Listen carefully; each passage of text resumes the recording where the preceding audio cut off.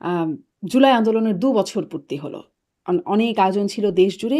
শুরুতেই আপনার কি মনে হলো? কেমন হলো আয়োজনগুলো?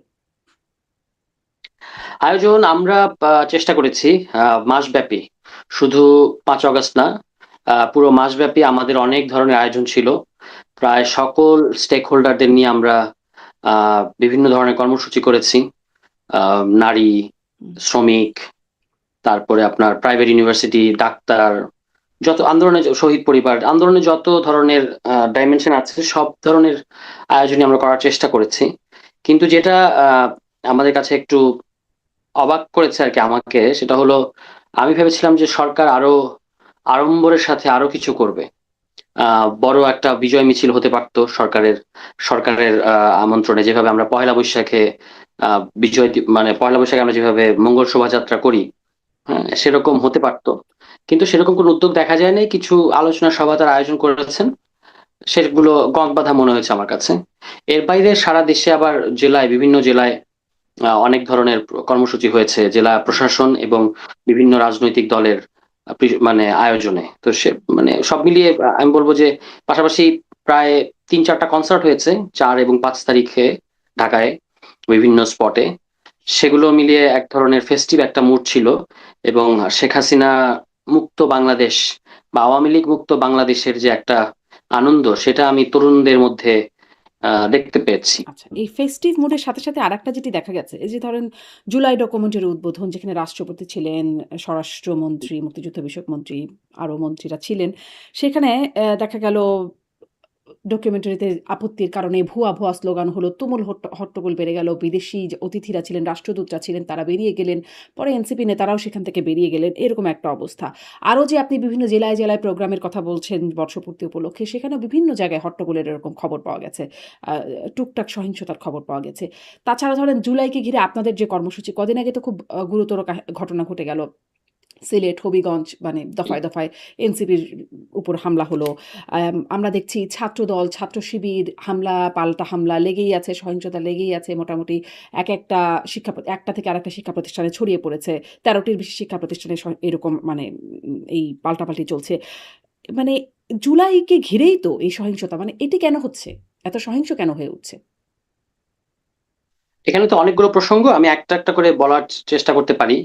প্রথমত হচ্ছে যে গতকালকের যেটা সরকারের যেটা মহামান্য রাষ্ট্রপতির উপস্থিতিতে যে এই ঘটনাটা, সে মুক্তিযুদ্ধ মন্ত্রণালয়ের একটা ইভেন্ট ছিল, সেখানে একটা ডকুমেন্টারি দেখানো হয়েছে জুলাই নিয়ে।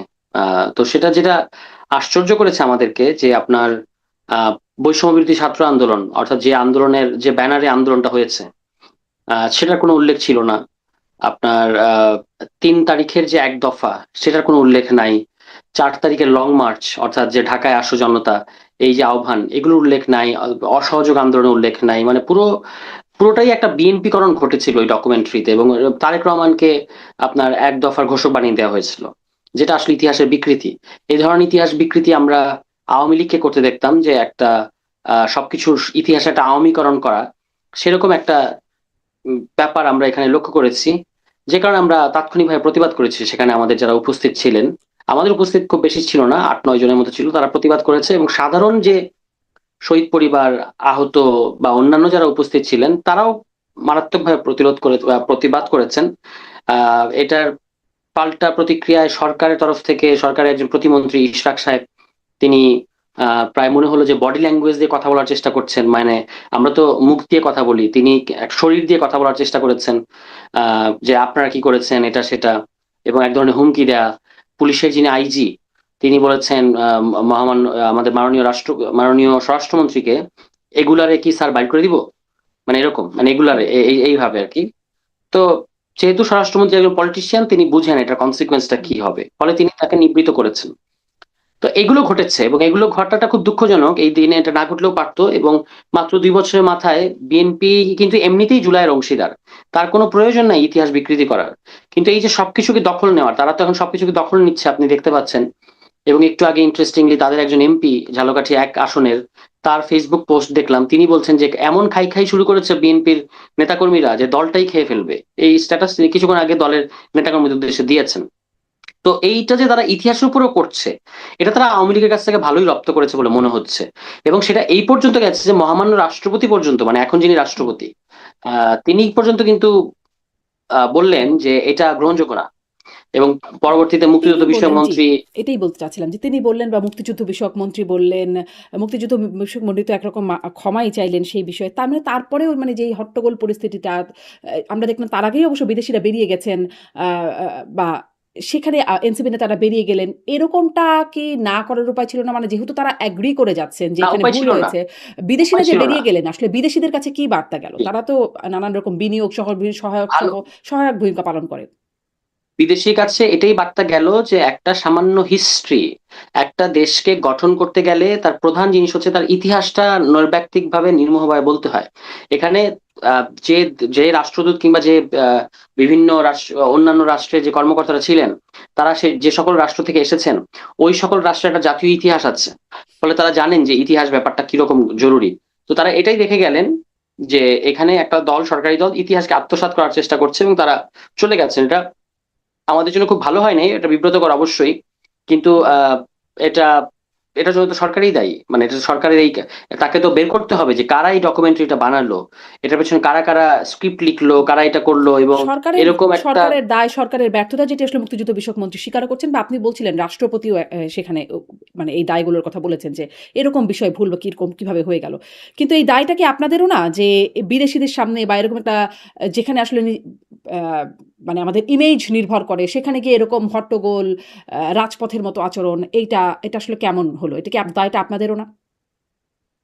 মোটেও আমাদের দায় না। কারণ হচ্ছে আপনি নিজেকে ওই জায়গায় চিন্তা করেন যে আপনি জুলাই গণ অভ্যুত্থানের সম্মুখ সারির একজন চরিত্র, একজন সমন্বয়ক কিংবা আন্দোলনকারী, শীর্ষ ছাত্র নেতাদের একজন। আপনার খুব গুরুত্বপূর্ণ ভূমিকা আছে, হয় 4 তারিখে বা 3 তারিখে কোনো একটা দিনে, হ্যাঁ। এখন আপনার সামনে বসে আপনি এমন একটা ইতিহাস দেখতে পাচ্ছেন যেটা আপনার কাছে মানে আকাশ থেকে পড়ার মতো মনে হচ্ছে, যে ইতিহাসে আপনি নাই।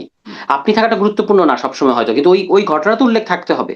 4 আগস্ট যে মানুষকে ছাত্ররা ডাকলো এবং সারা দেশের মানুষ ঢাকা শহরে আসলো, 3 তারিখে যে শহীদ মিনারে লাখো জনতার উপস্থিতিতে আপনার এক দফা ঘোষণা করা হলো, 2 তারিখে যে দরবার হলে সেনাবাহিনী সিদ্ধান্ত নিল যে তারা গুলি চালাবে না, এগুলো তো নিরেট ইতিহাস। এটা তো আপনি বিকৃতি করতে পারেন না।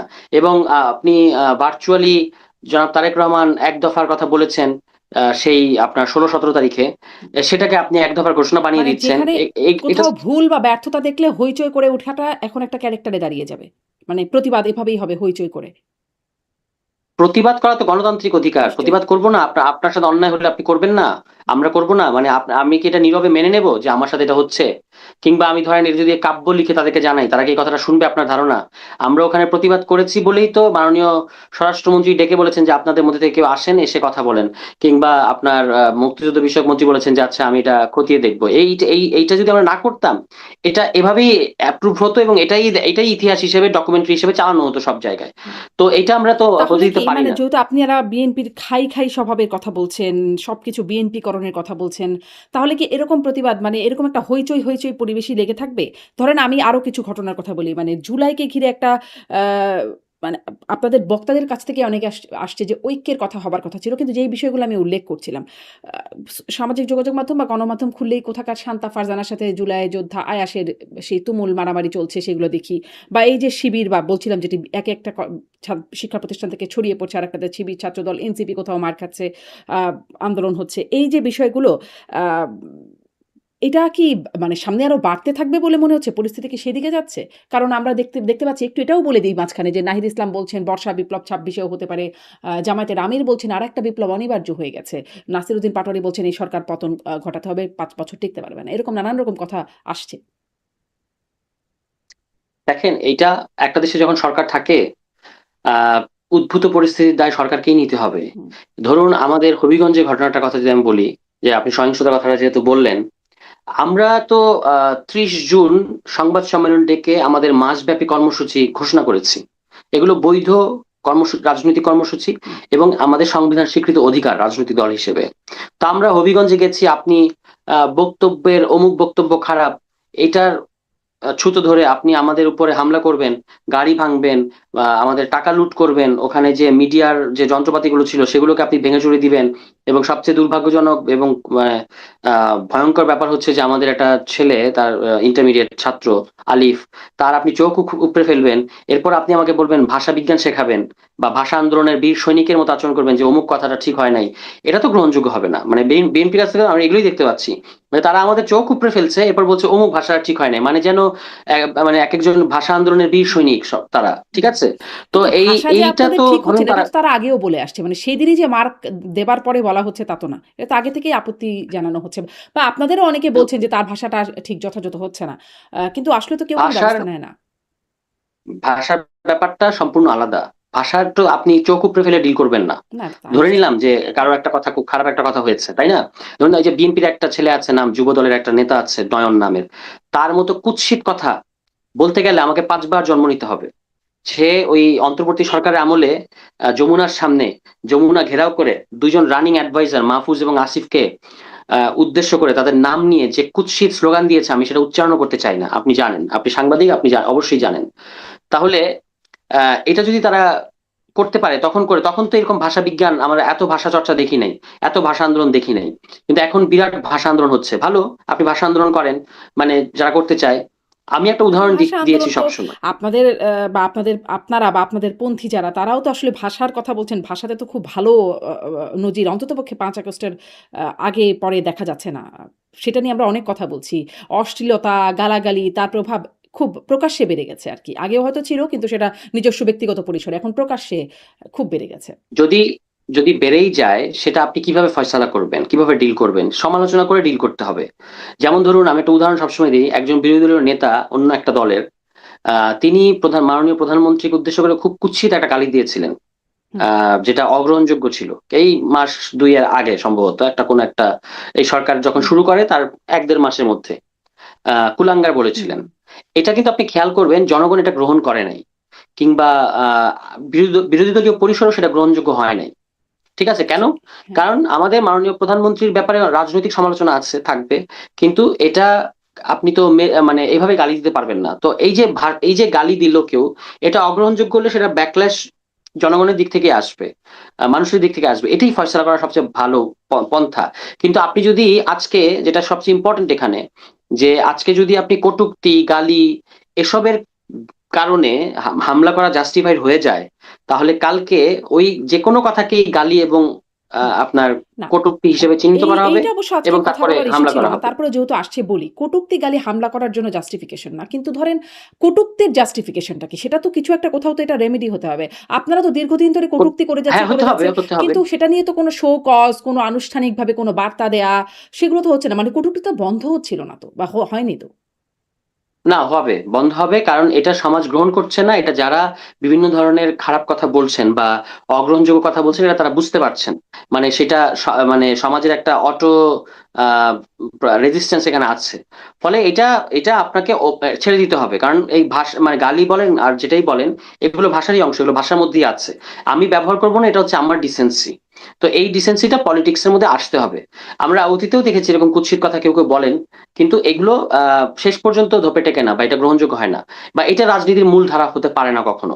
তো সেটা আলাদা বিষয়, কিন্তু কিন্তু আমি বলছি মূলধারা যে না হলেও তার এই যে উপরেই যখন ফোকাস হয়, লাইমলাইট পড়ে ধরে আপনাদের যেকোনো প্রোগ্রামে তিনিই বলছেন, যিনি আসলে কুৎসিত কথা আমি যদি বলি নাসিরউদ্দিন পাটোয়ারির উপরেই মূল যে অভিযোগটা, তিনিই বলছেন, তিনিই খুব সবসময় লাইমলাইট থাকছেন, গণমাধ্যমও সবসময় তার কাছেই যাচ্ছে।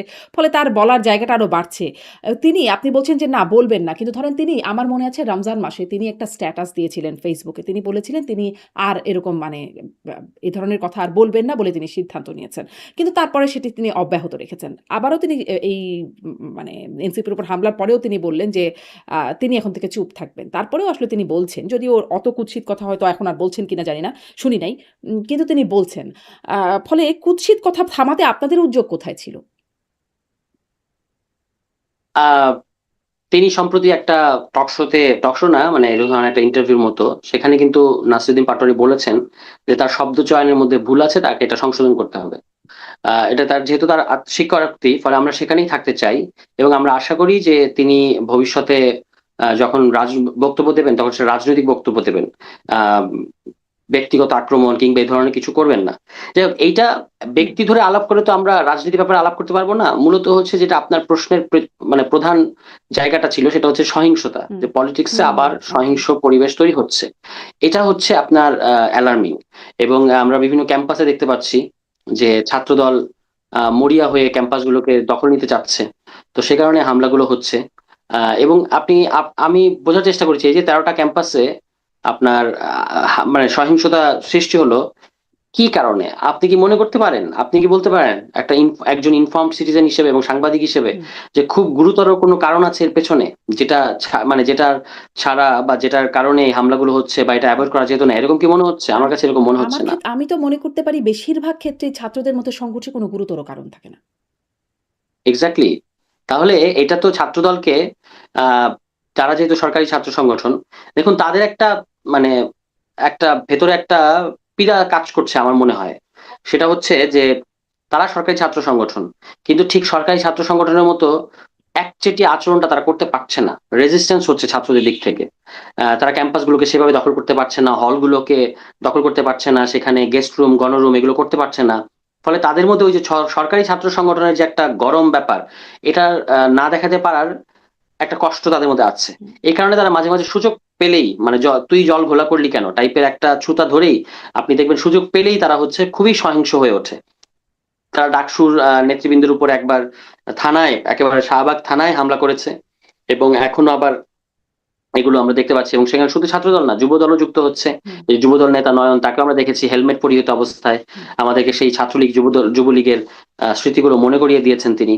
তাকে ধন্যবাদ দেওয়া উচিত হবে কিনা বুঝতে পারছি না, যে তাকে যে আমরা হেলমেট অবস্থায় দেখলাম, এটা তো আমাদেরকে সেই স্মৃতিটা মনে করিয়ে অনেক দিয়েছে। স্মৃতি মনে তো পড়ছে। এগুলো সারোয়ার তুষার আরেকটু যোগ করি। এই স্মৃতি মনে করার ব্যাপারে হ্যাঁ, মানে ছাত্রলীগকে যেভাবে হেলমেট বাহিনীর মধ্যে পুলিশের মতো দেখা যেত, এই হেলমেট বাহিনী নামই হয়ে গেছিল। পরে অবশ্য জানা গেছে যে সেখানে অনেক গুপ্ত আরো অনেকেই ছিলেন। কিন্তু ছাত্রলীগ ছিল পুলিশের হেলমেট বাহিনী হিসেবে। তারপরে এখন দেখা যাচ্ছে আপনি বলছেন হ্যাঁ, ছাত্রদল আছে। আবার ধরেন ছাত্রলীগকে আমরা বলতে শুনতাম, ছাত্রলীগের সভাপতি সাদ্দামরা বলতেন যে তারা ফু দিলে ৫ মিনিটও ক্যাম্পাসে টিকতে পারবে না। এখন ছাত্র শিবিরের সভাপতি সাদ্দামদেরকে শোনা যাচ্ছে তারা বলছেন যে তারা প্রতিরোধ করলে ছাত্রদল ১০ মিনিটও ক্যাম্পাসে টিকতে পারবেন না। মানে কথাবার্তা যদি ছাত্রদলেরটাও দেখি ছাত্রলীগের মতো মনে হচ্ছে, ছাত্র শিবিরেরটাও শুনলে ছাত্রলীগের কথার সাথে মিলছে। পার্থক্যটা কোথায় তাহলে? কথায় মিললেও এখনো পর্যন্ত ছাত্র শিবির ছাত্রলীগের মতো এরকম বেপরোয়া কিংবা এরকম সন্ত্রাসী আচরণ এখনো পর্যন্ত করে নাই। এবং সেটার ক্যাপাসিটি তাদের আছে কিনা এটা নিয়ে আমার সন্দেহ আছে। কারণ ছাত্রলীগের এই সন্ত্রাস করার যে ক্যাপাসিটি, এটা অনন্য। এটা খুব বেশি সবার মধ্যে আপনি এটা পাবেন না। এই কারণে দেখবেন ছাত্র দল পর্যন্ত হিমশিম খাচ্ছে। তারা সন্ত্রাস সহিংসতা করতে যাচ্ছে, কিন্তু এরকম একচেটিয়া সন্ত্রাস সহিংসতা করতে পারছে না, যেটা ছাত্রলীগ অত্যন্ত কনফিডেন্সের সাথে কবিতা লিখতে লিখতে, ওই যে আপনি যার কথা বললেন সাদ্দাম, এখন তো পালিয়ে আছেন। তিনি তো কবিতা লিখতে লিখতে সন্ত্রাস করতেন। একদিকে কবিতার বিভিন্ন উক্তি মুখস্থ করে সেগুলোকে ঝেড়ে দিতেন বিভিন্ন জায়গায়, আবার সন্ত্রাসও করতেন। এমনকি ডাকসুর ২ তলা থেকে ছুঁড়ে ফেলেও দিয়েছেন, ছাত্র মেরুদণ্ড ভেঙে ফেলেছেন, এগুলো ঘটেছে। কিংবা চোখ উপড়ে ফেলেছেন। এগুলো অনেক হ্যাঁ, ঘটনা আছে, এখনো তো পিটিয়ে চোখ মেরে উপড়ে ফেলেছেন। ফেলছেন, পিটিয়ে শেষ ফেলছেন। নাই। মেরে হয়তো ফেলে নাই এখনো পর্যন্ত। কিন্তু পিটাপিটির ঘটনা তো চলছেই। হেলমেট অবশ্যই এটাই তো পরিহিতভাবে খারাপ, এটাই তো সেটাও বলছি। চলছে, হ্যাঁ। অবশ্যই এটাই তো খারাপ, এবং এটাই তো বারবার বলছি যে এই জায়গাটায় যাওয়া যাবে না। পলিটিক্সকে ডিসেন্ট জায়গায় রাখতে হলে আমাদেরকে গণতান্ত্রিক সংলাপের মধ্যে থাকতে হবে। হুম। এবং একটা গ্রহণযোগ্য ছাত্র রাজনীতির রোডম্যাপ ছাত্রদের তৈরি করা উচিত। এটা ছাত্র ইস্যু, কিন্তু জাতীয় রাজনীতিতেও ধরেন এই হবিগঞ্জের ব্যাপারটা তার শুধু ছাত্রদের ইস্যু না। সেখানে আমরা তো পুরো দেখলাম যে অস্ত্রশস্ত্র সহ পুলিশের সাথে আমরা বিএনপি ছাত্র দলের নেতাদেরকেই অবস্থান করতে দেখেছি, আমি নিজেও সেখানে হুম। গিয়েছিলাম। এবং পুলিশ যেভাবে আমাদেরকে বাধা দিল, মানে আমরা আক্রান্ত পক্ষ, কিন্তু আমাদেরকেই কর্মসূচি করতে বাধা দিয়েছে। যারা আক্রমণকারী তাদেরকেই তারা সুরক্ষা দিয়েছে। তো সেই একই দলীয় আচরণ তারা করে যাচ্ছে বা করতে বাধ্য হচ্ছে, এটা বলাটা আরো ভালো হবে। কারণ এখানে তো পুলিশ সংস্কার যে কমিশন গঠন করার কথা, যেটাতে বিএনপি নোট অফ ডিসেন্ট নাই, সেটা বিএনপি বাস্তবায়ন করছে না। তো এই কারণে আপনার সার্বিক দিক থেকে এই ঘটনাগুলো ঘটতে হুম। পারছে, এবং পুলিশ যে পুলিশ তো নিউট্রালি সবখানেই আসলে নীরব থাকছে। ধরেন রাকসুর ঘটনাতেও যেটা দেখা গেল, পরবর্তীতে অবশ্য দেখলাম কিছু মামলা-টামলা হয়েছে। কিন্তু রাকসুতেও আম উম সেখানে সালাউদ্দিন আম্মার তিনি ছাত্রলীগ বলে ৩ জন শিক্ষার্থীকে বেধড়ক পেটাচ্ছেন বা শিবিরের আরো কর্মীরা পেটাচ্ছে। পুলিশ এবং প্রশাসনও সেখানে দাঁড়িয়ে, দাঁড়িয়ে দেখছে এবং পরে দেখা যাচ্ছে সে যারা মার খেয়েছে তাদেরকে গ্রেপ্তার করে নিয়ে যাচ্ছে। আ ওই একই রকম ভূমিকা না পুলিশের? অ্যাবসলিউটলি, এবং এটা অগ্রহণযোগ্য। মানে ওই যে আপনি বললেন যে গ্রেফতার করে নিয়ে যাচ্ছে, তাহলে যদি ছাত্রলীগ হয়েই থাকে, মানে যাদের কার্যক্রম নিষিদ্ধ, তাদেরকে স্রেফ পুলিশের কাছে সোপর্দ করতে হবে। কিন্তু এই যে আমি নিজে মারলাম বা আমি নিজে অস্ত্র হাতে তুলে নিলাম, লাঠি সোটা হাতে তুলে নিয়ে মারতে চেষ্টা করছি কার্যক্রম নিষিদ্ধ সংগঠনের কাউকে, এটা কিন্তু আমার অধিকার না, বা এটা আমাকে কেউ আহ আহ, মানে এই এই এটা আমাকে অ্যালাউ করে না বাংলাদেশের আইন। ফলে বিশ্ববিদ্যালয়ের যারা ছাত্র সংসদে যারা নির্বাচিত, যেমন আপনি যে ঘটনার কথা উল্লেখ করছেন, সেখানে যার নাম আসলো তিনি তো নির্বাচিত ছাত্র সংসদের জিএস। ফলে তাদেরকে এগুলো খেয়াল রাখতে হবে, এবং এটার ক্ষেত্রে যেখানে যেখানে আইনের ব্যত্যয় ঘটেছে না, আইনানুগ ব্যবস্থা নিতে হবে। এ ব্যাপারে আহ কোনো যুক্তিতর্ক নাই। মূল বক্তব্যটা হচ্ছে যে আপনি আইনের শাসন প্রতিষ্ঠা করেন, এবং আইন যে একটা ব্লাইন্ডলি কাজ করে, ব্লাইন্ডলি মানে সে দেখে না এটা সরকার না এটা বিরোধী দল না এটা কে, সে শুধু অপরাধীকে চেনে, ঠিক আছে? সেই সেরকম আইনের শাসন আমরা প্রতিষ্ঠা প্রতিষ্ঠা করতে চাই। কিন্তু সরকার যখন নিজেই রাজনীতিকরণ করে সবকিছুকে, হ্যাঁ, তখন তো আপনি পারবেন না। তখন আপনি যখন আপনি আপনার ছাত্র সংগঠনকে প্রোটেকশন দেবেন, তখন আপনি আরেকটা ঘটনায় পারবেন না, তখন সেটা সিলেক্টিভ হয়ে যাবে, হুম। সিলেক্টিভ মনে হবে। কিংবা এখন যেটা আবারও শুরু হয়েছে যে আপনার ফেসবুক স্ট্যাটাসের কারণে বিভিন্ন জায়গায় গিয়ে পুলিশ গ্রেফতার করছে, মারধর করছে, হ্যাঁ, এবং কটূক্তির, আমি যেটা একটু আগে বললাম যে কটূক্তির অভিযোগে ডিজিটাল নিরাপত্তা আইনে গ্রেফতার করা, এটা আওয়ামী লীগ আমলে আমরা বিপুল পরিমাণ দেখেছি, এবং এগুলো আওয়ামী লীগের জন্য কিভাবে বুমেরাং হয়েছে সেটা এখন আর বলার হুম। দরকার নেই, বলার অপেক্ষা রাখে না। কিন্তু যেটা আপনার কটূক্তি, আপনি বলেছেন কটূক্তির জাস্টিফিকেশন কি, কটূক্তির কোনো জাস্টিফিকেশন নাই। কিন্তু আজকে যদি আপনি কটূক্তির কারণে গ্রেফতারটাকে আমরা জাস্টিফাই করি, কালকে ভালো কথাকেও কটূক্তি বলা হবে, ঠিক আছে? এই কারণে, আর তাছাড়া আমাদের এখানে এই আইনগুলো অত্যন্ত পিউনিটিভ আইন হয়ে থাকে, মানে ফৌজদারি আইন করা হয়ে থাকে। বা পৃথিবীর বিভিন্ন দেশে আপনি যেখানে আছেন কিংবা উন্নত দেশগুলোতে এটা কি হয় যে এটা হচ্ছে সিভিল অফেন্স। সিভিল অফেন্সকে তো আপনি ক্রিমিনাল অফেন্সের আইন দিয়ে ডিল করতে পারবেন না। তো এখানে এই আইনগুলো করাই হয় শাস্তি দেওয়ার উদ্দেশ্যে এবং বিরোধী পক্ষকে দমন করার উদ্দেশ্যে, মত প্রকাশের পরিসরটাকে সংকুচিত করার উদ্দেশ্যে। হুম। এগুলো থেকে সরকারকে বের হয়ে আসতে হবে, কিন্তু তারা, আমার কাছে মনে হচ্ছে, একটা চোরাবালির মধ্যে পড়ে গেছে। এবং এখানে চোরাবালিতে পড়লে যেটা হয় যে আপনি আপনাকে যদি আমাকে যদি আপনি বালি চাপা দেন, তাহলে আমি যদি একটু কুস্তি করতে থাকি আমি উঠতে পারবো একটা সময় হয়তো কোনো না কোনো ভাবে। কিন্তু চোরাবালিতে যদি আমি নড়চড় করতে থাকি আমি আরো তলাতে থাকবো। তো এই যে আষ্টে পৃষ্ঠে একটা ঘটনার সে আরেকটা ঘটনা, এইভাবে আষ্টে পৃষ্ঠে সরকার যে তলায় যাচ্ছে, এটা খুব অ্যালার্মিং। এবং আমরা এখানে বিএনপি সরকার যেহেতু নির্বাচিত সরকার, আমরা চাই যে তারা তাদের মেয়াদ পূর্ণ করুক, কিন্তু সেখানে সুশাসন, আইনের শাসন, আহ কর্মসংস্থান, যেগুলো মানুষের ফান্ডামেন্টাল ইস্যু, মানে যেগুলো ফেক ইস্যু সেগুলো না, যেগুলো মানুষের মৌলিক ইস্যু। ছাত্ররা ক্যাম্পাসে মারামারি করছে কিনা এটা নিয়ে মানুষ আগ্রহী না, হুম। জনগণ আগ্রহী না। জনগণ আগ্রহী হচ্ছে জ্বালানি তেল, এটার দামটা নিয়ন্ত্রণে আছে কিনা, দ্রব্যমূল্য নিয়ন্ত্রণে আছে কিনা, আপনি বলেছেন 1.5 বছরে 1 কোটি চাকরি দেবেন, আপনি সেটা দিতে পারছেন কিনা, আপনি রাষ্ট্রীয় প্রতিষ্ঠানগুলোকে সংস্কার করছেন কিনা, ইত্যাদি ইত্যাদি। এগুলো হচ্ছে মানুষের আকাঙ্ক্ষা।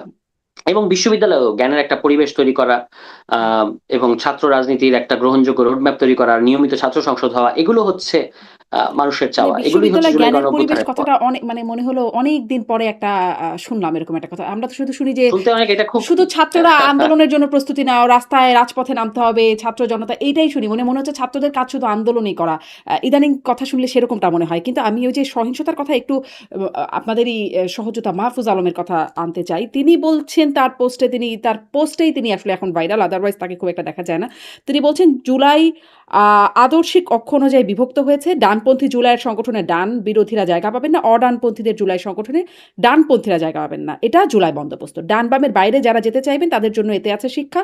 দ্রুত ডান বা অডান জুলাই বেছে নিয়ে গা বাঁচান। নিজস্ব মত না থাকলে মায়ের একটাও মাটিতে পড়বে না। মানে এখন কি মায়ের একটাও মাটিতে না পড়ার অবস্থা?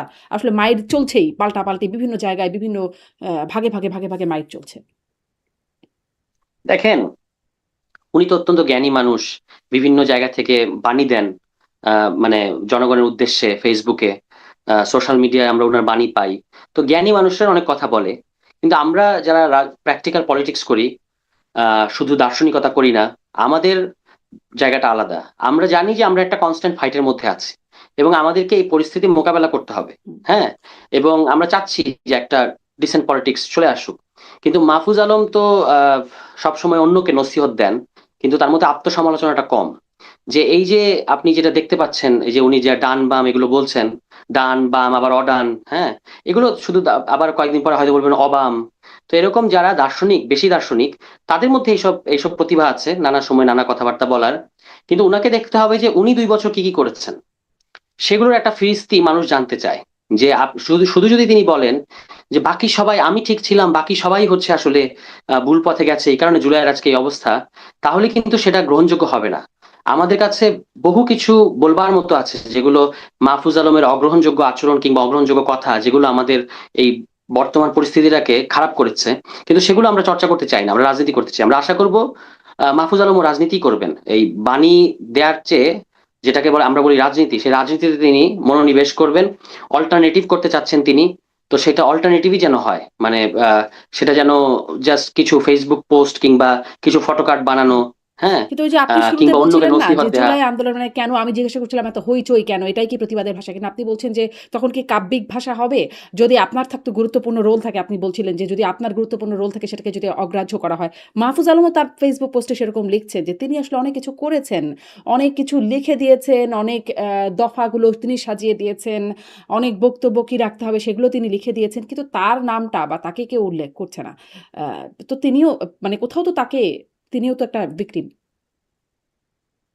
না, তিনি, তার কথাই সবচেয়ে বেশি বলা হয় সবখানে, এবং তাকেই মাস্টারমাইন্ড বানানো হয়েছে, কখনো মাস্টারমাইন্ড, কখনো ক্যাপ্টেন, কখনো স্ট্র্যাটেজিস্ট। এই যে একটা উপাধি পাওয়ার যে একটা বাসনা, এটা সবসময় ভালো কিনা এটা তাকে দেখতে হবে, মানে তাকে বুঝতে হবে।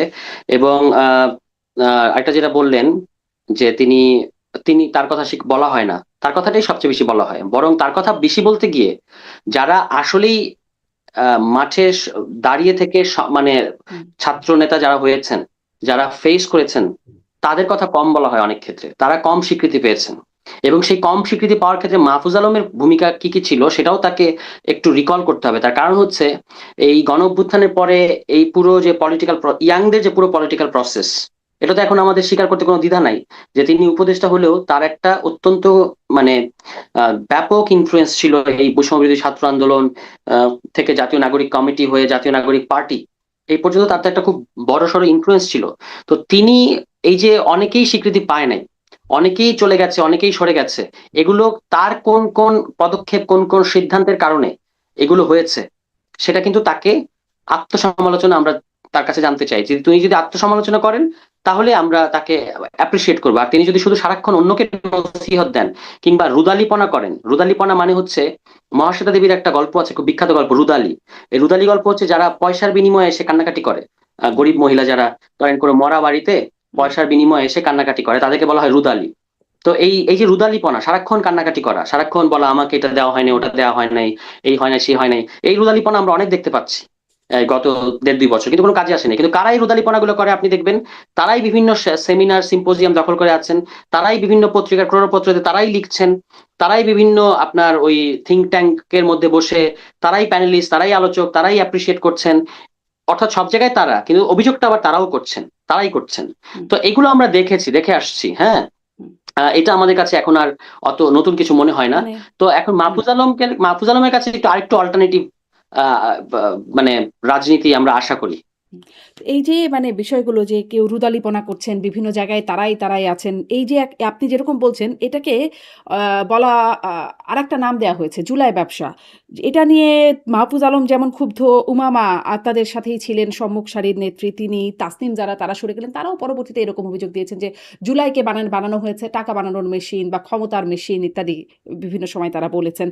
এখন জুলাই ব্যবসার কথা শুনছি, এমপি মাহমুদা মিতু তিনিও বলছেন যে যদি তারা জিয়া ব্যবসা করতে পারে, মানে বিএনপির কথা বলছি, তারা যদি জিয়া ব্যবসা করতে পারেন তাহলে জুলাই ব্যবসা করতে অসুবিধা কি? যদি জুলাই ব্যবসা হয়ে থাকে হাদি ব্যবসা, জুলাই ব্যবসা চালু রাখতে তিনিও বলছেন। মানে যদি খারাপই হয়, জিয়া ব্যবসাটা যদি খারাপ হয়, মুক্তিযুদ্ধের চেতনা ব্যবসা যদি খারাপ হয়, তাহলে জুলাই ব্যবসাটাও চালু রাখা কেন? মানে জুলাই ব্যবসা একটা নতুন করে আরেকটা দোকান খোলা? না, জুলাই ব্যবসার কোনো সুযোগ নেই, জুলাই হচ্ছে তো। ব্যবসার কোনো সুযোগ নেই এই যে আপনার। আপনিই বললেন যে তারাই তারা, হচ্ছে, হ্যাঁ, হচ্ছে তো। হ্যাঁ করছে তো, হুম। এবং করছে, এবং করে আবার তারা বলতেছে যে জুলাই নিয়ে ব্যবসা হচ্ছে, অথচ তারা কিন্তু জুলাইয়ের পরে অত্যন্ত প্রিভিলেজ। আপনি দেখবেন ইউজিসি তে তারা গিয়েছে, ইউনিভার্সিটিতে তারা ভাইস চ্যান্সেলর হয়েছে, হুম। তারপরে আপনার কি বলে এটাকে সংবিধান সংস্কার কমিশনে তারা গিয়েছে, শ্রম সংস্কার কমিশনে তারা গিয়েছে। 8 জনের দল, তার মধ্যে 5 জন গত 2 বছরে, ধরেন একটা দল 8 জনের, সেই দলের মধ্যে একজন সংবিধান সংস্কার কমিশনে গেছেন, একজন শ্রম সংস্কার কমিশনে গেছেন, আরেকজন বিএনপি সরকারের প্রতিমন্ত্রী হয়েছেন। এই 8 জনের দলের মধ্যে 3-4 জন এভাবে এম্পাওয়ার্ড হয়েছেন। আবার সেই দলের ছাত্র সংগঠনের সাবেক কোনো নেত্রী যিনি আবার ধরেন পরবর্তীতে বৈষম্য বিরোধী আন্দোলনের বড় ফেস হয়েছেন, তিনি ওই বৈষম্য বিরোধী আন্দোলনের পদ ব্যবহার করে বিভিন্ন সভা সেমিনার, বিভিন্ন এমবাসি, বিভিন্ন পত্রিকা অফিস, বিভিন্ন এনজিও, এখানে গিয়ে গিয়ে নিজেকে পরিচিত করিয়েছেন, কান্নাকাটি করেছেন, দেখো আমাকে কেউ খেয়াল করে না, এগুলো বলেছেন। কিন্তু অভিযোগটা আবার এরাই করছেন, এটাই হচ্ছে আমি বলছি মুশকিলের বিষয়। কিন্তু জুলাই নিয়ে ব্যবসা করার মানে এটা কোনো বাস্তবতা নেই এবং এটা সম্পূর্ণ অগ্রহণযোগ্য। কিন্তু যেভাবে বলা হয় যেন জুলাই ব্যবসাটা যখন জুলাই ব্যবসার কথাটা ব্যবহার করা হয়, তখন এটা ইঙ্গিত করা হয় এনসিপির দিকে যে এনসিপি জুলাই ব্যবসা করছে। কিন্তু বাকি যারা এই অভিযোগগুলো করছেন, আমি দেখতে পাচ্ছি ক্ষেত্র বিশেষে তারা এর চেয়ে বেশি জুলাই ব্যবসা করছেন। হ্যাঁ, কিন্তু তারা নিজেদেরকে একটা ভিকটিমের জায়গায় বসাচ্ছেন আর কি। তারাই মানে টেলিভিশনে গিয়ে বলছেন, তারাই পত্রিকায় লিখে এগুলো বলছেন। এবং এটা হচ্ছে সম্পূর্ণ এনসিপি কে ডিলেজিটিমাইজ করার একটা পলিটিক্স। আপনি দেখবেন যে পুরো 2 বছরে সবাই কে কি করেছে, কে কোথায় ছিল, এগুলো তো আমরা সবই দেখেছি। সেগুলো তো ধরেন বলতে থাকলে রাজনীতি হবে না, শুধু পরচর্চা করতে থাকতে হবে। তো আমরা পলিটিক্যাল প্রসেসটাকে আপহোল্ড করতে চাই, আমরা ঝুঁকি নিচ্ছি, আমরা রাজনৈতিক দল খুলেছি এবং আমরা সেখান থেকে জনগণের কাছে যাচ্ছি। সেখানে গিয়ে মানুষের কথা শুনছি, সেখানে আমাদের ভুলগুলো তারা বলছেন, যদি ভুল থাকে কোনো কোনো ক্ষেত্রে সেখান থেকে আমরা শিখছি, সংশোধন করছি। কিন্তু ধরেন আপনি শুধু যে নসিহত দেবেন, ফেসবুকে শুধু বাণী দেবেন, কিংবা শুধু রুদালিপনা করবেন, আমি বলছি যে এগুলো কোনো কাজে আসে না। মানে এগুলো তো মানুষের জনগণের কোনো কাজে আসবে না, বরং এটা হচ্ছে একটা স্পেসিফিক মানে অংশকে জুলাইয়ের মূলধারা বাই এনি মিনস এনসিপি, এখান থেকে কেউ কেউ চলে গেছে, কেউ কেউ ছিটকে পড়েছে, যারা বিদেশ থেকে এসেছিল, এসে পরবর্তীতে জুলাইয়ের পোস্টার গার্ল হয়ে গেছে, তাদের অনেক ক্ষেত্রে তাদের আপনার ধরেন পোষায় নাই, কিংবা তারা দলীয় সিদ্ধান্তের বাইরে গিয়ে ব্যক্তিগত ইচ্ছাটাকে প্রাধান্য দিয়েছেন। এখন তারা যদি আমাদেরকে নসিহত দেন, তাহলে তো সেটা আমরা মানবো না, কারণ আমরা সংগ্রাম করে করে এ পর্যন্ত এসেছি। গণ অভ্যুত্থানের আগেও আমাদের সংগ্রামের ইতিহাস আছে। আমরা এখনো পর্যন্ত রাজনীতি করে সবচেয়ে কঠিন জিনিসগুলোকে ফেস করে করেই আমরা আগাচ্ছি এবং আগাবো, ঠিক আছে? এর বাইরে যারা এরকম অভিযোগের একটা টোনের মধ্যে থাকেন, তারা তো তাদের কাজ করবেন, তারা তো ওরকমই করবেন। কিন্তু এর আবার মধ্যে কিছু কিছু আপনি পত্রিকা যার কথা বলছেন তার প্রসঙ্গ থেকেই টানি যে এই যে আপনাদের মধ্যে যারা আসলে জুলাইয়ের শক্তি, জুলাইয়ের পক্ষে, আন্দোলনের পক্ষে, একটু আগে বলছিলাম ছাত্র শিবির, ছাত্র দল, তারপরে এই যে এনসিপি বৈষম্য বিরোধী থেকে যারা ছিটকে গেছেন, তাদের মধ্যে পাল্টাপাল্টি নানান রকম, কেউ কেউ ব্যবসা করছেন, কেউ কেউ রোদালিপনা করছেন, আবার কেউ কেউ বঞ্চিত করার জায়গায় গেছেন। এইরকম যে পাল্টাপাল্টি চলছে, অনৈক্যের জায়গায় যখন দেখা যাচ্ছে, তখন মাহফুজ আলমও বলছিলেন যে এইরকম কুস্তির মধ্যেই আসলে আওয়ামী লীগ ফিরে আসার একটা পথ অনিবার্য তৈরি হবে। সেরকম একটা পরিস্থিতি কি আপনারাই তৈরি করছেন কিনা? আমি মনে করি না যে আওয়ামী লীগের ফিরে আসার কোনো সম্ভাবনা নিকট ভবিষ্যতে আছে। আপনার শোতে মাঝে মাঝে একজন আওয়ামী লীগ নেতা আসেন, উনি ভালো গান করেন দেখি, যে আবার জিম টিম করেন, আবার হচ্ছে আপনার কি বলে যেন গিটার বাজান জিমে, কি বলে ওই ওই মানে পারফর্ম করেন প্যাডের মধ্যে। এগুলো করেই ওনাদেরকে কাটাতে হবে।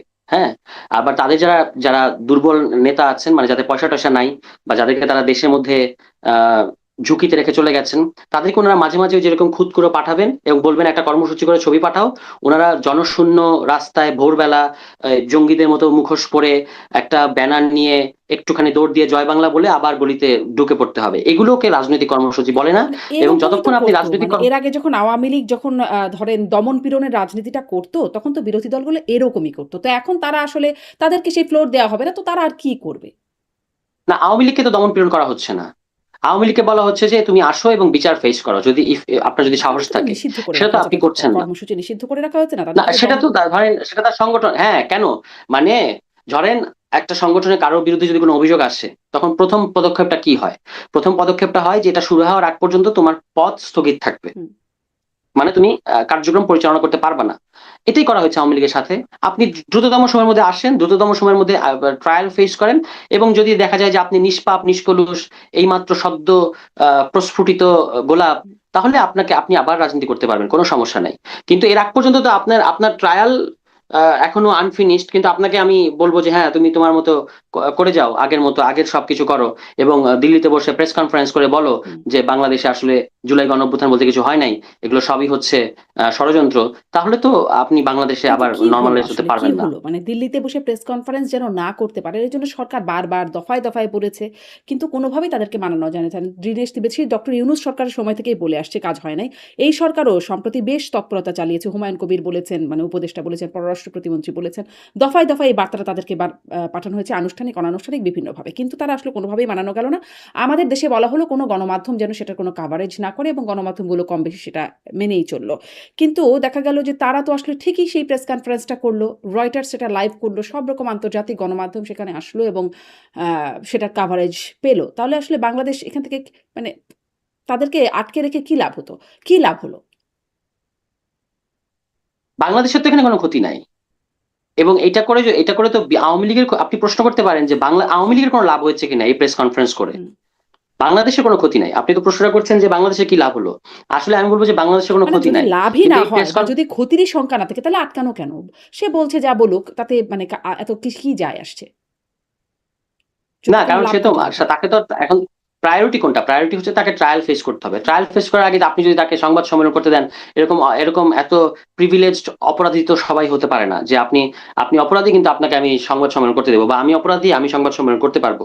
এখন এটা হলো দিল্লির আহাম্মকি। তারা রাষ্ট্রটা বড় হলেও তাদের মাথা হচ্ছে গোবর ভর্তি, কারণ তারা বাংলাদেশের মানুষকে বাদ দিয়ে একটা সন্ত্রাসী দলকে বেছে নিয়েছে। এটা তাদের ব্যাপার। এখন তারা এবং সেখানে রয়টার্সের যে কথাটা বললেন, ওখানে ওই সামথিং রুমা পাল বলতে একজন ভদ্রমহিলা আছেন। হুম।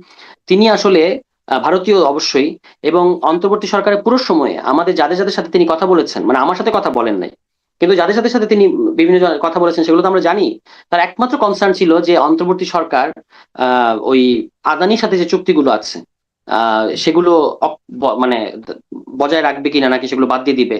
ফলে বুঝতেই পারছেন রয়টার্সে কিংবা এরকম ওয়েস্টার্ন মিডিয়া গুলোতে তো ইন্ডিয়ার কিছু লোক আছে, ইন্ডিয়ান অ্যাসেট তো আছে।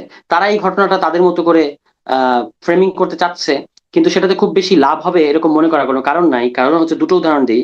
একটা হচ্ছে জাতিসংঘের কাছে যখন আওয়ামী লীগ নিষিদ্ধ কার্যক্রম নিষিদ্ধ আওয়ামী লীগ যখন একটা প্লি করলো যে ওই যে তাদের যে ফ্যাক্ট ফাইন্ডিং রিপোর্ট, হুম। এটা এটার মধ্যে কিছু এটা নিয়ে তারা কথা বলতে চায় বা এরকম কিছু সামথিং, তখন কিন্তু জাতিসংঘ বলেছে যে এটাকে অবিশ্বাস করার মতো কোনো কারণ আমাদের সামনে হাজির হয় নাই। এক নম্বর। দ্বিতীয়ত হচ্ছে গতকাল জাতিসংঘ কিন্তু জুলাই গণঅভ্যুত্থান দিবস পালন হুম। করেছে।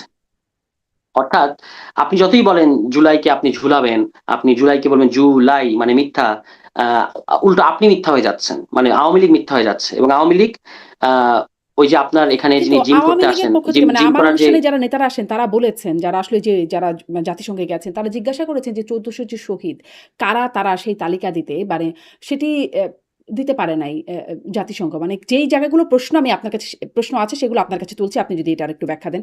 এবং জাতিসংঘ ওই প্রতিবেদনের একদম শুরুতেই লিখে দিচ্ছে যে এটা জাতিসংঘর যে এডিটোরিয়াল স্ট্যান্ডার্ড সেটি মেনে করা হয় না এবং এটি কোনো আদালতে বিচারক মানে সাক্ষী হিসেবে এটা সাক্ষ্য হিসেবে প্রমাণযোগ্য না, ফার্দার তদন্ত প্রয়োজন। মানে এডিটোরিয়াল পলিসি মেনেই যদি না হয় তাহলে সেটা আসলে মান কি?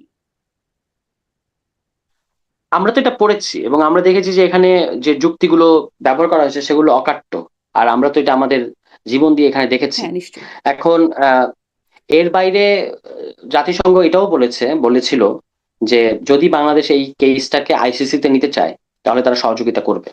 কিন্তু বাংলাদেশের এরকম কোনো কারণ তৈরি হয় নাই, কারণ এখানে আমাদের একটা ফাংশনাল ট্রাইব্যুনাল আছে। ফলে এখানে এটার বিচার কার্য হবে। এবং জাতিসংঘ এখানে ক্লোজলি এটা অবজার্ভ করছে যে বিচারের আন্তর্জাতিক যে মানদণ্ড সেটা যেন রক্ষিত সেই হয়। মানদণ্ড নিয়ে ফলে আন্তর্জাতিক এটাকে সংস্থাগুলো কন্টিনিউয়াসলি আপত্তিও জানিয়ে যাচ্ছে।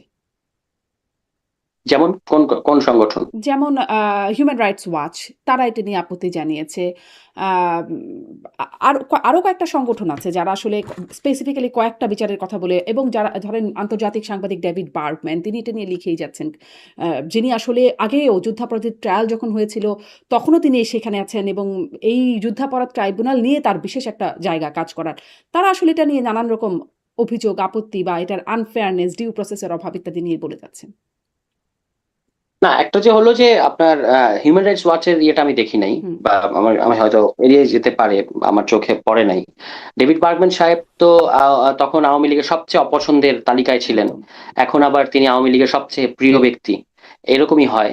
হ্যাঁ। তা আমরা তখনও ডেভিড বার্গম্যানকে খুব বেশি মানে লুফে নেই। এখনো আমাদের ডেভিড বার্গম্যানের কথা নিয়ে প্রশ্ন নিয়ে কোনো দ্বিধা নাই। তিনি প্রশ্ন করছেন গণতান্ত্রিক সমাজে যে প্রশ্নগুলোর কথা করা উচিত সেগুলো তিনি করছেন। অযৌক্তিক প্রশ্ন এবং করছেন? কিছু কিছু তার প্রশ্নগুলো তার একটা নিজস্ব দৃষ্টিভঙ্গি এবং নিজস্ব পলিটিক্যাল বোঝাপড়া আছে। তিনি তো আর শুধু আন্তর্জাতিক সাংবাদিক বললে হবে না, তার সাথে বাংলাদেশের এক ধরনের সম্পর্ক তো আছেই। তিনি দীর্ঘদিন যাবৎ বাংলাদেশে কাজ করছেন এবং বাংলাদেশের যে অভ্যন্তরীণ যে রাজনীতি তিনি এটার অংশই এক এক হুম। অর্থে। হ্যাঁ, তিনি এখানে তিনিও একটা পক্ষ।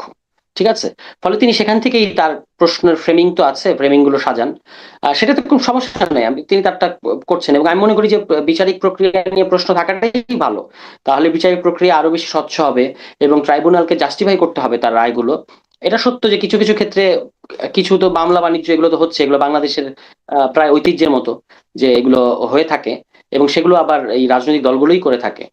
তো সেইটা সমাধান করা এক জিনিস, আর এটার কারণে আমি বলবো যে ও দেখো দেখো তাহলে জুলাই কিছুই হয় না, আওয়ামী লীগ নিষ্পাপ, সেটা হলো আরেক জিনিস। হুম। হ্যাঁ, বা দুই ভাবে দেখাটাই ভালো হবে। হুম। নিশ্চয়ই আওয়ামী লীগ নিষ্পাপ হবে কেন? মানে তাদের কিন্তু বিচারিক প্রক্রিয়া যদি স্বচ্ছ না হয়, সেটা যদি প্রশ্নবিদ্ধ, তাহলে তো এটা একটা বড় জায়গা রয়ে গেল। মানে বারবার এই জায়গাটা যদি প্রশ্ন করার সুযোগ রেখে না দেওয়া হয়। বড় কোনো ওইরকম 13 সালে যেরকম ছিল যে একটা ক্যাঙ্গারু কোর্টের মতো আপনি দাঁড়িয়ে যাবেন আমি বসিয়ে দেব, কিংবা ধরেন আপনার যিনি অভিযুক্ত হুম। তার সন্তান কিংবা সাক্ষীকে গুম করা, হ্যাঁ সুখরঞ্জন বালির মতো ঘটনা তৈরি করা, এখনো এগুলো দেখা কিংবা যাচ্ছে যে স্কাইপ আমি যদি কেলেঙ্কারি। না বলি তাহলে তো বলবেন, মানে সেই শেখ হাসিনার পক্ষের আইনজীবী সেই বক্তব্য যেটি আসলে অন ক্যামেরায় বলে ফেলেছেন, যেটি আসলে ক্যামেরা অফ হয়ে যাওয়ার কথা ছিল, কিন্তু অন থাকাতে সেটিও তো মানে চলে আসছে, যে তিনি বলছেন যে আসলে বোঝা যাচ্ছে যে এখানেও কোনো একটা যোগ সাজস, সেই শব্দটা যেভাবেই বলি না কেন, তাদের মধ্যে আছে বিচারক বা শেখ হাসিনার পক্ষের আইনজীবী যিনি ছিলেন। ওরকম ঘটনা তো এখানেও দেখা গেছে। শেখ হাসিনাকে আরো ভালো আইনজীবী উনি দিক না, অসুবিধা নাই তো। তিনি আর আর আসলে তার পক্ষে কে এরকম একটা মানে মানবতা বিরোধী অপরাধের দায়ে যিনি অভিযুক্ত তার পক্ষে মানে কেউ কেউ যে এখনো মানে কি বলে ফাইট দিচ্ছেন আইনি, এটাই তো মানে বেশি।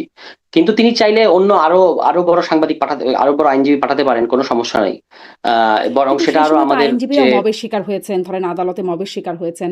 আইনজীবীরা নির্বাচনও করতে পারলেন না। তারা আওয়ামীপন্থী বলে পরিচিত বলে তারা সুপ্রিম কোর্ট আইনজীবী প্যানেল তারা দাঁড়াতেই পারলেন না।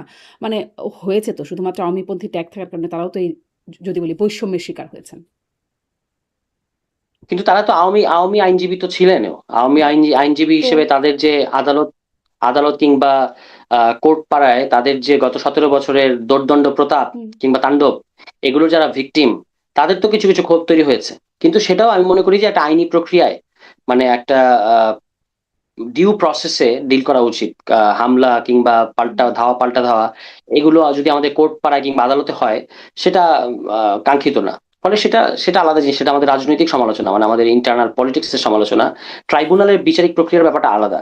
এখনো পর্যন্ত আমি দেখি নাই যে খুব বড় কোনো প্রশ্ন কিংবা খুব বড় কোনো এটাকে আহ অগ্রহণযোগ্য কোনো কিছু হচ্ছে এরকম বলার কোনো সুযোগ আছে। কিছু প্রশ্ন থাকতে পারে, সেগুলো হুম। মানে সেটেল করতে ধরেন হবে এবং সেগুলো ট্রাইব্যুনালের উত্তর কথা বলছি না, আমি টোটাল বিচার প্রসিকিউটর দিয়ে যাচ্ছেন। প্রক্রিয়াতেই বলি। ধরেন হাতকড়া পরা অবস্থায় আজকেও দেখছিলাম এরকম একাধিক ঘটনা, বেশ কয়েকটা ঘটনা দেখা গেছে। হাতকড়া পরা অবস্থায় আইসিইউতে মারা গেছেন ছাত্রলীগ, আওয়ামী লীগের নেতাকর্মীরা, বা হেফাজতে মৃত্যুবরণ করছেন তারা নির্যাতনের শিকার হয়ে। সেরকম ভিডিও আবার দেখা যাচ্ছে।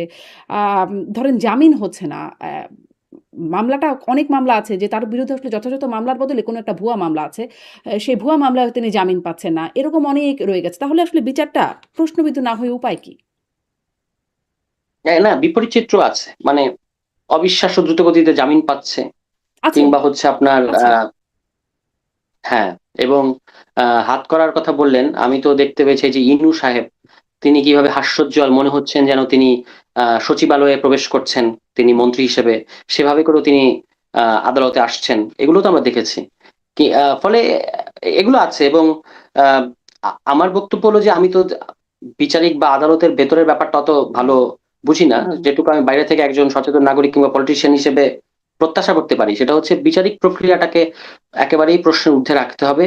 এবং যত ধরনের প্রশ্ন আমি মনে করি যে যে প্রশ্নগুলো পরাজিত শক্তির পক্ষ থেকে করা হবে তার সবগুলো ডিফেন্স, সবগুলো যুক্তি আমাদের কাছে আছে। হুম, সেগুলো আলসেমি না করে এই যে একজন চিফ প্রসিকিউটর বসিয়েছে বিএনপি, তিনি এই যে সন্ত্রাস বিরোধী যে আইনে আওয়ামী লীগের কার্যক্রম নিষিদ্ধ করা হয়েছে সেই আইনটা ভালো করে পড়ে দেখেন নাই।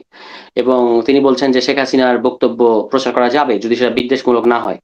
কিন্তু ওই যে আইনে তাকে আওয়ামী লীগকে নিষিদ্ধ করা হয়েছে সেখানে পরিষ্কার নির্দেশনা দেওয়া আছে কোন ধরনের বক্তব্য আপনি প্রচার করতে পারবেন না। আবার তিনি দায়িত্ব গ্রহণ করার পরে এটাও বলেছিলেন যে মানে মানবতা বিরোধী অপরাধ আর ফৌজদারি অপরাধ যে আলাদা ব্যাপার, সিস্টেমেটিক হুম। এনফোর্স ডিসঅ্যাপিয়ারেন্স আর একটা স্পোরাডিক একটা নির্দিষ্ট গুম যে আলাদা ব্যাপার, এটা তিনি তখন গুলিয়ে ফেলেছিলেন। তিনি বলেছিলেন যে আমরা যখন গুম কমিশন নিয়ে কথা বললাম, যখন গুমের অধ্যাদেশটা নিয়ে আলোচনা হচ্ছিল, তখন আমরা বলেছিলাম যে এটা কেন দরকার। তখন তারা বলেছিলেন না এটা দরকার হবে না, কারণ ওই যে আইসিটি আইনটা যেটা এই আইনের মধ্যে এটা কভার করা সম্ভব। এখন আপনি আমাকে বলেন, আইসিটি আইনটা তো আসলে মানবতা বিরোধী অপরাধকে ডিল করার জন্য, যেটা সিস্টেমেটিক, যেটা ওয়াইড স্প্রেড, যেটা একটা লম্বা সময় ধরে আহ খুবই পদ্ধতিগতভাবে হয়েছে, কালেকটিভ একটা ক্রাইম। আপনি যদি আজকে যদি বাংলাদেশে কোনো একজন অতি উৎসাহী পুলিশ কিংবা কোনো একজন অতি উৎসাহী আইন শৃঙ্খলা বাহিনীর অন্য যে কোনো বাহিনীর লোক যদি একটা লোককে গুম করে, যেটা আসলে সরকারের সিদ্ধান্ত না, একটা বিচ্ছিন্ন নির্দিষ্ট স্পোরাডিক একটা যদি গুম হয়, এটার বিচার আপনি কিভাবে ওই আইসিটি আইনে করবেন? তো তিনি তখন এটা বলতে, তখন তিনি বলেছিলেন যে আইসিটি আইনের মধ্যে এটা সম্ভব। একইভাবে ওই যে আহ, অন্তর্বর্তী সরকারে বিএনপির গুপ্ত এজেন্ট হিসেবে যিনি ছিলেন অ্যাটর্নি জেনারেল, এখন যিনি আইনমন্ত্রী, তিনিও কিন্তু একই কথা বলেছিলেন যে এই এই আইনেই সম্ভব, আইসিটি আইনেই সম্ভব। তো এরা দেখেন 30-35 বছর ধরে নাকি আমাদেরও জন্মের আগে থেকে নাকি তারা আইন প্র্যাকটিস করেন, কিন্তু তাদের আইন সম্পর্কে এই হলো বোঝাপড়া। আমরা তো আইনের ছাত্র না, কিন্তু আমরা সামান্য পলিটিক্যাল কাণ্ডজ্ঞান ব্যবহার করেই তো বুঝতে পারছি। এই যে আমি আপনাকে ব্যাখ্যা করলাম, আপনার কাছে তো এটা কনভিন্সিং মনে হয়েছে, আপনি নিজেও বুঝতে পেরেছেন ব্যাপারটা, কিন্তু তারা দেখবেন যে বুঝতে চাচ্ছে না। কিন্তু এই ধরনের লোকেরা এখানে বসে আছে। তো এই ধরনের লোকেরা যখন বসে থাকে, তখন তো আপনার আহ যেটা আসলে দরকার নাই সেরকম বিড়ম্বনাও তৈরি হতে পারে, সেরকম হচ্ছে কিনা সেটা খতিয়ে দেখা দরকার। এবং আমরা সবসময় যেটা বলেছি যে যোগ্য লোক বসান আপনি সব জায়গায়, কিন্তু বিএনপি তো যোগ্য লোক বসাচ্ছে না। তাদের এই যে রাষ্ট্রীয় প্রতিষ্ঠানগুলো, বিভিন্ন সাংবিধানিক প্রতিষ্ঠান, সংবিধিবদ্ধ প্রতিষ্ঠান, রাষ্ট্রীয় প্রতিষ্ঠান, এগুলো হয়ে গেছে তাদের পুনর্বাসন কেন্দ্র। তাদের যে দ্বারা যাদেরকে তারা মনোনয়ন দিতে পারে নাই কিংবা যারা নির্বাচনে হেরেছে, তাদেরকে এখানে আবার পুনর্বাসন করা হচ্ছে। আমি এবার পদযাত্রায়, জুলাই পদযাত্রায় চুয়াডাঙ্গায় গেলাম, মানে অনেকগুলো জেলায় গেছি, যেমন চুয়াডাঙ্গায় গেছি। সেখানে গিয়ে আমি হতবাক হয়ে শুনলাম যে সেখানে বিএনপির যে নেতা, মানে যে প্রার্থী 60,000 ভোটে, 60,000 ভোটের ব্যবধানে যিনি হেরেছেন, তাকে জেলা পরিষদ প্রশাসক বানানো হয়েছে। অর্থাৎ যাকে জনগণ প্রত্যাখ্যান করেছে, আপনি তাকে আবার পাবলিক অফিসে বসিয়েছেন। তো এটা হলো বিএনপির জনপ্রতিনিধিত্বমূলক যে ব্যবস্থা। আমাদের গণতান্ত্রিক ব্যবস্থাটা তো জনপ্রতিনিধিত্বমূলক ব্যবস্থা।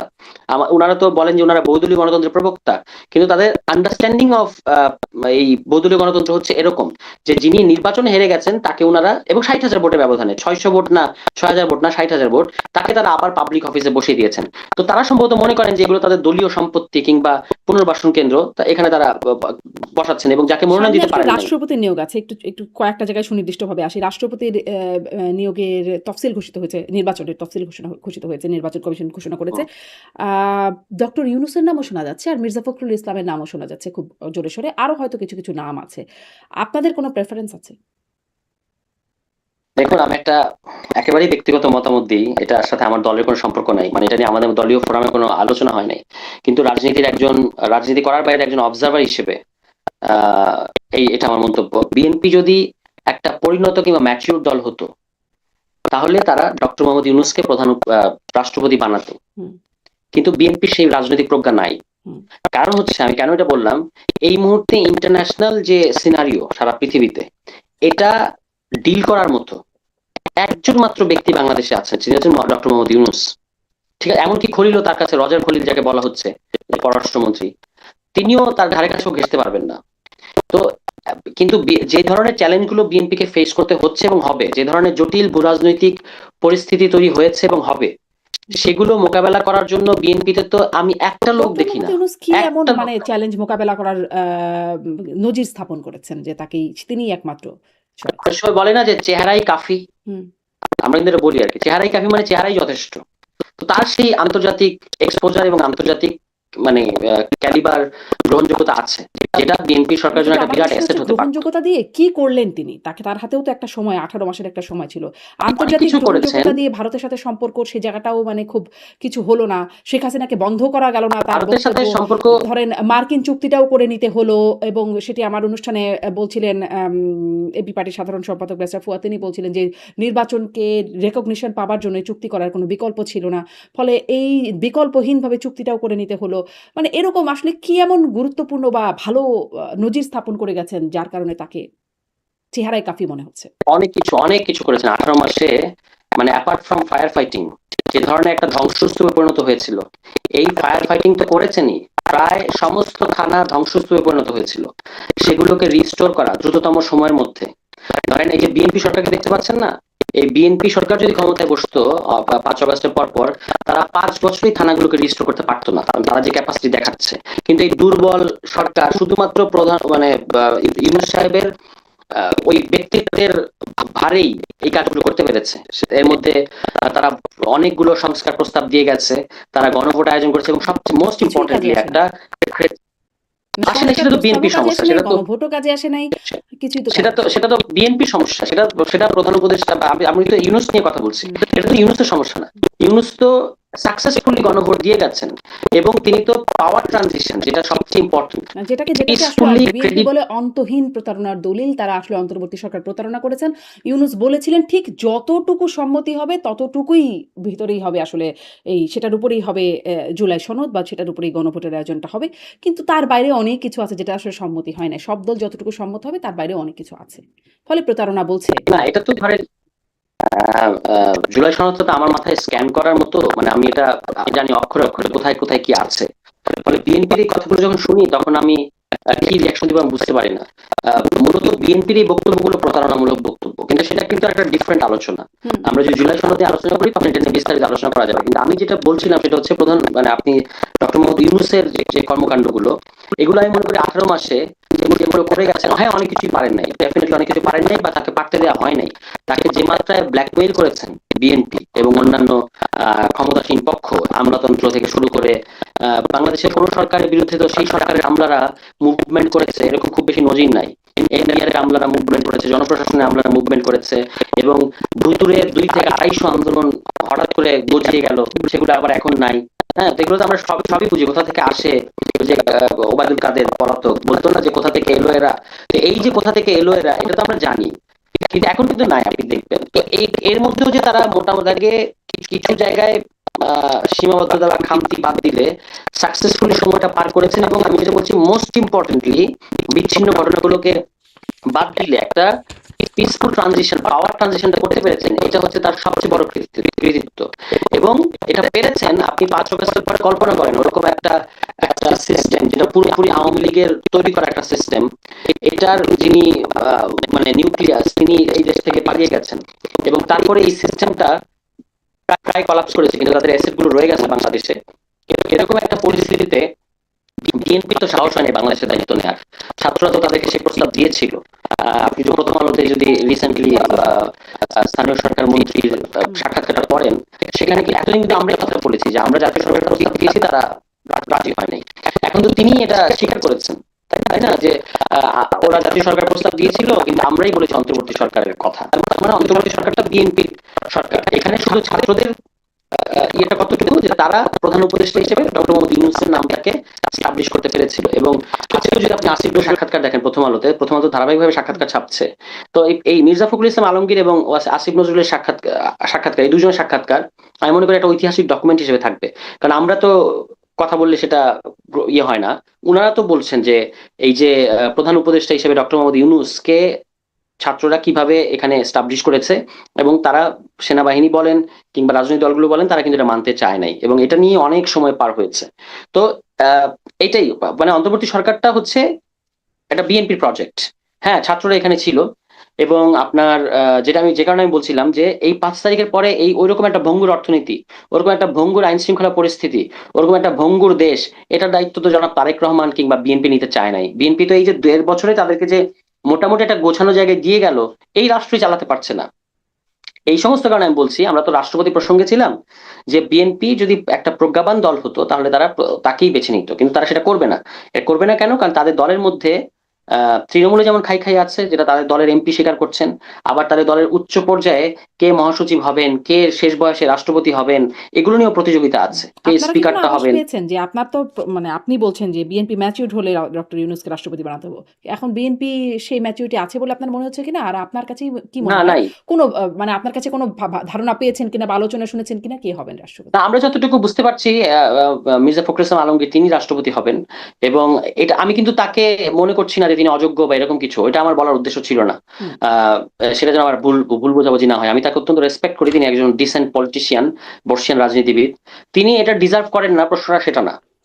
কিন্তু তিনি বিএনপির কিন্তু একটা দেখবেন কিছু রোগ আছে, আমরা বলি খাসলত। বিএনপি খাসলতটা হচ্ছে তারা দেখবেন দুটো কিছু কিছু, ওই যে বলে না যে সে পুরুষ মানুষ কোন জায়গায় আটকায়, নারী কোথায় আটকায়, এরকম বিভিন্ন কথা আছে না, বিএনপি কোথায় আটকায় এটা আপনাকে চিন্তা করতে হবে। বিএনপি আটকায় রাষ্ট্রপতি এবং সেনা প্রধান বসানোর ক্ষেত্রে ঐতিহাসিকভাবে। হুম। তারা দেখবেন যে আব্দুস সাত্তার সাহেবকে, একজন 80 বছরের বৃদ্ধ, তাকে রাষ্ট্রপতি বানানোর জন্য আপনার উপরাষ্ট্রপতি পদ থেকে তিনি যেন রাষ্ট্রপতি হতে পারেন, সেজন্য সংবিধান সংশোধন করেছেন। আপনি একবার চিন্তা করে দেখেন দি অ্যামাউন্ট অফ মানে স্টুপিডিটি, যে একজন 80 ও 80+ বয়সের একজন মানুষ, যিনি উপরাষ্ট্রপতি, মানে অর্থাৎ যখন জিয়াউর রহমান সাহেব যখন শহীদ হলেন, তখন তো রাষ্ট্রপতি পদটা তার মানে খালি হলো, এখন সেখানে নির্বাচন দিতে হবে।